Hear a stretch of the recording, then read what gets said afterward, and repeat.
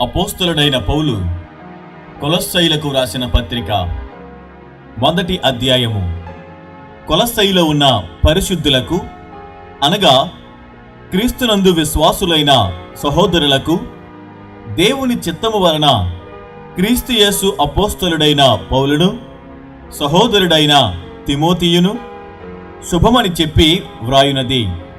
మన తండ్రి అయిన దేవుని నుండి కృపయు సమాధానమును మీకు కలుగునుగాక. పరలోకమందు మీ కొరకు ఉంచబడిన నిరీక్షణను బట్టి క్రీస్తు యేసునందు మీకు కలిగియున్న విశ్వాసమును గూర్చియు పరిశుద్ధులందరి మీద మీకున్న ప్రేమను గూర్చియు మేము విని ఎల్లప్పుడూ మీ నిమిత్తము ప్రార్థన చేయుచు మన ప్రభువగు యేసుక్రీస్తు యొక్క తండ్రి అయిన దేవునికి కృతజ్ఞతాస్తుతులు చెల్లించుచున్నాము. మీ యొద్దకు వచ్చిన సువార్త సత్యమును గూర్చిన బోధ వలన ఆ నిరీక్షణను గూర్చి మీరు ఇంతకు ముందు వింటిరి.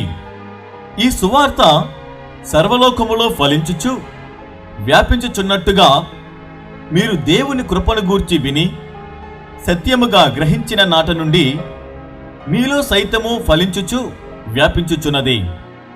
ఎపఫ్రా అను మా ప్రియుడైన తోడి దాసుని వలన మీరు ఈ సంగతులను నేర్చుకొంటిరి. అతడు మా విషయములో నమ్మకమైన క్రీస్తు పరిచారకుడు. అతడు ఆత్మయందలి మీ ప్రేమను మాకు తెలిపినవాడు.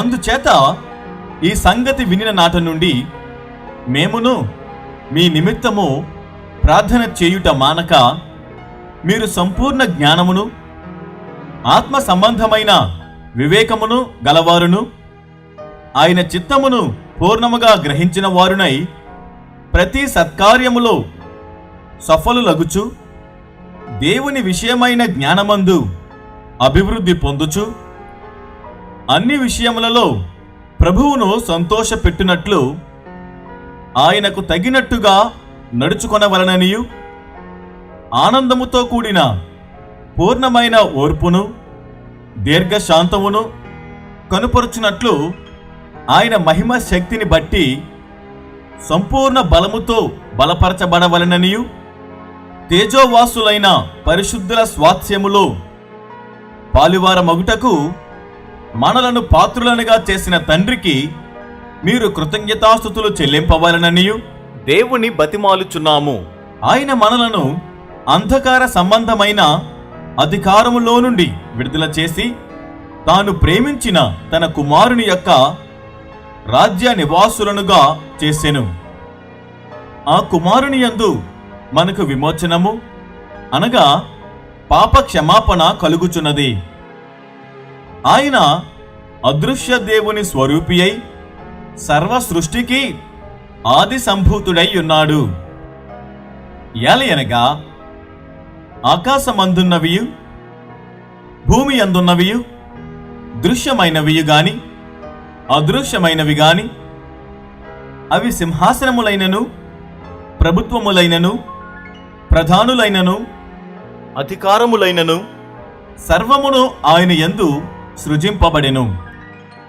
సర్వమును ఆయన ద్వారాను ఆయనను బట్టియు సృజింపబడెను. ఆయన అన్నిటికంటే ముందుగా ఉన్నవాడు. ఆయనే సమస్తమునకు ఆధారభూతుడు. సంఘము అను శరీరమునకు ఆయనే శిరస్సు. ఆయనకు అన్నిటిలో ప్రాముఖ్యము కలుగు నిమిత్తము ఆయన ఆది అయ్యుండి మృతులలో నుండి లేచుటలో ఆది సంభూతుడయ్యను. ఆయన యందు సర్వ సంపూర్ణత నివసింపవలననియు ఆయన శిలువ రక్తము చేత సంధి చేసి ఆయన ద్వారా సమస్తమును అవి భూలోకమందున్నవైనను పరలోకమందున్నవైనను వాటినన్నిటినీ ఆయన ద్వారా తనతో సమాధానపరచుకొనవలననియు తండ్రి అభీష్టమాయెను. మరియు గత కాలమందు దేవునికి దూరస్తులను మీ దుష్క్రియల వలన మీ మనస్సులో విరోధ భావము గలవారునై ఉండిన మిమ్మును కూడా తన సన్నిధిని పరిశుద్ధులుగాను నిర్దోషులుగాను నిరపరాధులుగాను నిలవబెట్టుటకు ఆయన మాంసయుక్తమైన దేహమందు మరణము వలన ఇప్పుడు మిమ్మును సమాధానపరచెను. పునాది మీద కట్టబడిన వారై స్థిరముగా ఉండి మీరు విన్నట్టియు ఆకాశము క్రింద ఉన్న సమస్త సృష్టికి ప్రకటింపబడినట్టియు ఈ సువార్త వలన కలుగు నిరీక్షణ నుండి తొలగిపోక విశ్వాసమందు నిలిచియుండిన ఎడల ఇది మీకు కలుగును. పౌలను నేను ఆ సువార్తకు పరిచారకుడనైతిని. ఇప్పుడు మీ కొరకు నేను అనుభవించుచున్న శ్రమల యందు సంతోషించుచు సంఘము అను ఆయన శరీరము కొరకు క్రీస్తు పడిన పాట్లలో కొదువైన వాటి యందు నా వంతు నా శరీరమందు సంపూర్ణము చేయుచున్నాను.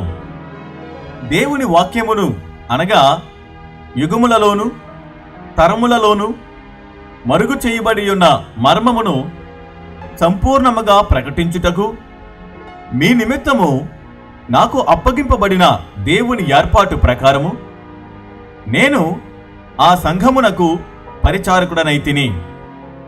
అన్యజనులలో ఈ మర్మం యొక్క మహిమైశ్వర్యము ఎట్టిదో అది అనగా మీ అందున్న క్రీస్తు మహిమ నిరీక్షణయై ఉన్నాడను సంగతిని దేవుడు తన పరిశుద్ధులకు తెలియపరచగోరి ఇప్పుడు ఆ మర్మమును వారికి బయలుపరచెను.